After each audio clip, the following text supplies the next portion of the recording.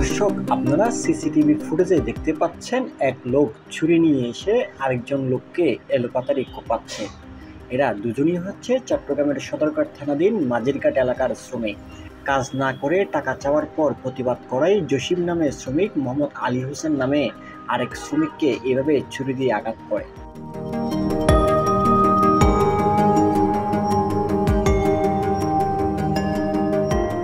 ফেব্রুয়ারি 23 তারিখ রবিবার বিকালে নগরীর জুট রেলিং 2 নম্বর ঘাটে সন্ধ্যায় এই ঘটনাটি ঘটে। জানা যায়, মোহাম্মদ জসিম নামে এক শ্রমিক কাজ না করেও টাকা চায় এবং সন্ত্রাসী কায়দায় বাকি শ্রমিকদের হুমকি দিতে থাকে। আর এর প্রতিবাদ করায় মোহাম্মদ আলী হোসেন ও কালুকে সে ছুরি দিয়ে আহত করে।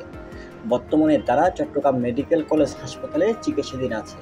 জসিম লোকটা আমি বোঝানোর পর তারপরে যে লোকটা লোক জ্ঞান দেন ওরে মাইত্র গেছে, আমি ডাক দিলাম যে জসিম বাবু এগুলো কিন্তু ভালো না, মানুষের কথা গান দেওয়া এটা করতে পারস, কাম না করি আমার থেকে বসে দিতে এটা গুন্ডা ভাত হইবে, তুই যাতে লেবারি কাম সালাটা রাখাস, সালাটা দিলে কেউ টাকা দেয় না, দিবে সালাড টাইম দেবে না, ও কথা না সালাড না টানি আমার টিয়া দাম করি, নইলে মাকে ফেল কোবাই।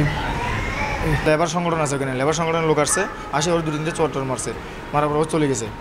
10 মিনিট পরে ঘুরে আসি, একটা হাতে ছুরি নিয়ে আসছে 9 ইঞ্চি নাইফ, ওটা দিয়ে আসি মাত্র কোনো কথাবার্তা ছাড়াই নিজের ইচ্ছা মতো গায়ের যেটুকু শক্তি ছিল প্রয়োগ করে 2টা মানুষকে জখম করে দিয়েছে।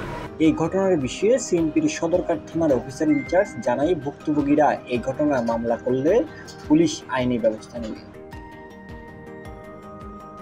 জামিউল ইসলাম মামুন, দেশ বর্তমান, চট্টগ্রাম।